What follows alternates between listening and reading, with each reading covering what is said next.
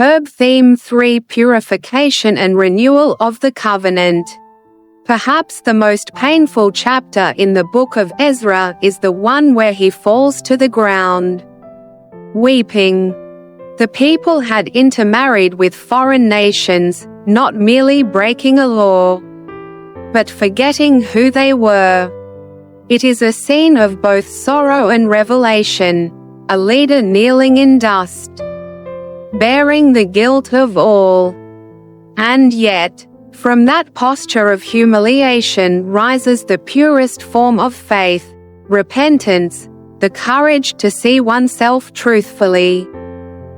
Ezra does not thunder, he trembles. He does not condemn, he cries.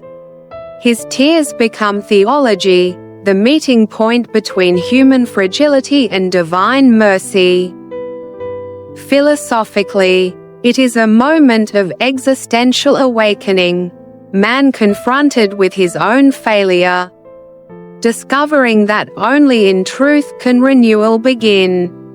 Brokenness, seen through the eyes of grace, becomes the birthplace of authenticity.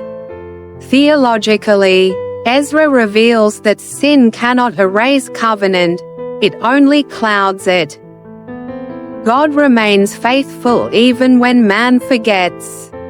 The purification Ezra leads is not about exclusion, it is about restoration, a reorientation of the heart toward its first love.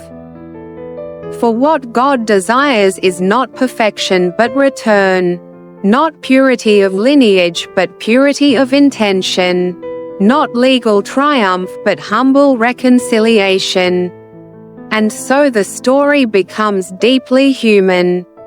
We, too, live with divided hearts, part faith, part fear, part trust, part compromise.